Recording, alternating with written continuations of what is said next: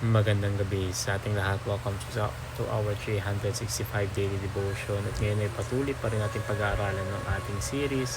At ang paksa natin ngayon ay patungkol kay Joseph at ang kanyang pagtalikod o betrayal. Faithfulness when wounded by others. So Joseph's pain did not come from strangers. It came from the people who knew him, lived with him, and were expected to protect him. So his own brothers listened to jealousy instead of love and chose profit over family. So their betrayal was intentional, calculated, and cruel. So Joseph was stripped of his robe, his dignity, and his future in a single moment. Yet Scripture is clear that betrayal did not cancel God's purpose.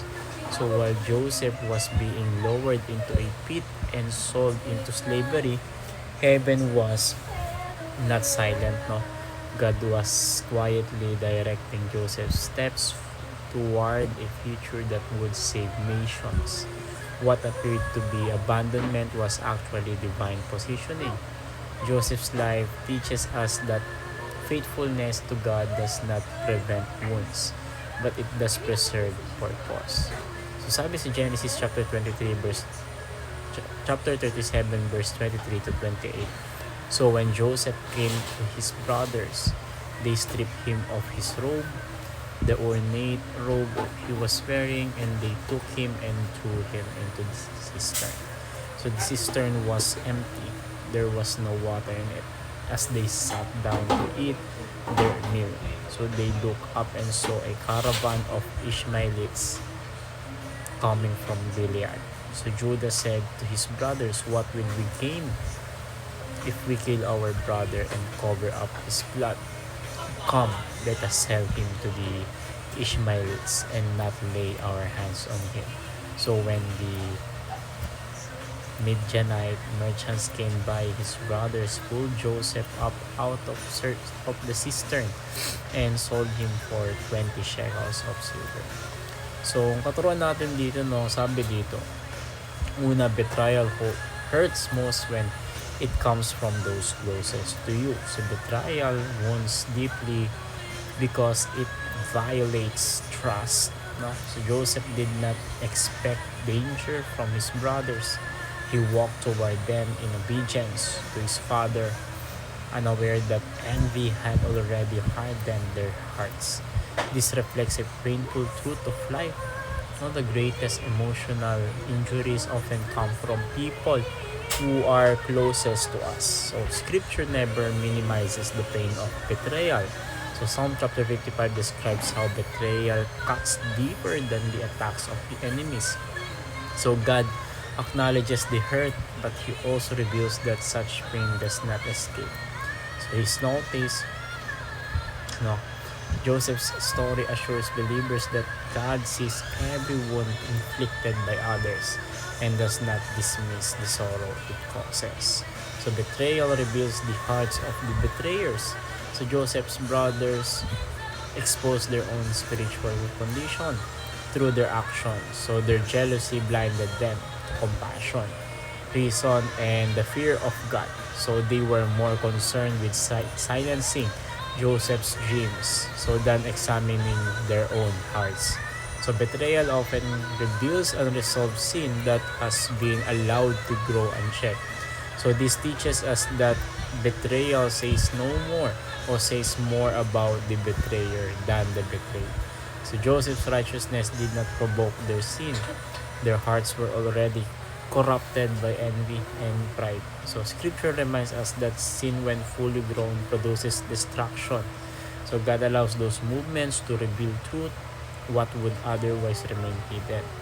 Third is betrayal can be God's means of redirection. So Joseph was not just rejected, he was redirected. So what his brothers intended to end his future became the path that led him to Egypt, the very place where God would elevate him. So betrayal did not detour God's plan, it advanced it. So this principle points forward to Christ. So Jesus was betrayed by one of his own disciples, handed over by religious leaders, by human injustice. Yet, Acts chapter 2 and Acts chapter 4 affirms that even betrayal fell within God's sovereign plan of redemption. So God does not author sin, but He governs history. So He transforms betrayal into purpose. So ang application lang natin dito nung una, eliminate bitterness and anger through forgiveness. Betrayal naturally produces anger, resentment, and bitterness. So if left unchecked, these emotions harden the heart and imprison the wounded person. So Joseph could have allowed bitterness to define his identity, but he chose faithfulness instead. So forgiveness did not erase his pain, but it prevented his pain from ruling him. So forgiveness is not denial, it is surrender. Believers forgive not because betrayal was acceptable, but because God is just. So releasing bitterness frees the heart to heal and allows God to work without obstruction. So forgiveness restores spiritual clarity and preserves the soul. Second is establish the truth that God's hand is at work. Joseph did not immediately understand God's plan, but he trusted God's presence. Years later, he declared with confidence that God was working through what others meant for harm. Establishing this truth anchors the believer during seasons of confusion and pain. So faith grows when we choose to believe that God is active even when circumstances suggest otherwise. So Romans chapter 8 verse 28 is not a cliche. It is a theological truth grounded in God's sovereignty. So when believers affirm that God's hand is at work, despair loses its power. And lastly, expect to see the beauty of God's redirection. So Joseph's story did not end in a pit or in slavery. God's redirection led to preservation, provision, and reconciliation. So betrayal became the doorway to influence, maturity, and salvation for many lives. So believers are called to expect God's redemptive work even when the process is painful. God often reshapes our path through unexpected hardship. So what looks like loss may be preparation. What feels like rejection may be divine alignment. So God's redirection always leads toward His glory and our good. Discussion natin dito, why should we establish that God's hand is at work in every situation of our lives? Because without this truth, suffering becomes meaningless. Establishing God's active involvement gives purpose to pain, hope to disappointment, and strength to endure betrayal. So when we trust God's sovereignty, we are able to remain faithful even wounded, knowing that He is weaving redemption beyond what we can see. So let's dive deeper now. What is the doctrine of the sovereignty of God? So the sovereignty of God teaches that God aligns supreme over all creation, events, and history. So nothing happens outside His authority, wisdom, and control. While human beings are responsible for their actions, God remains the ultimate ruler who redirects all things toward His divine purposes. This doctrine assures believers that no betrayal, injustice, or suffering can overthrow God's plan or diminish His faithfulness.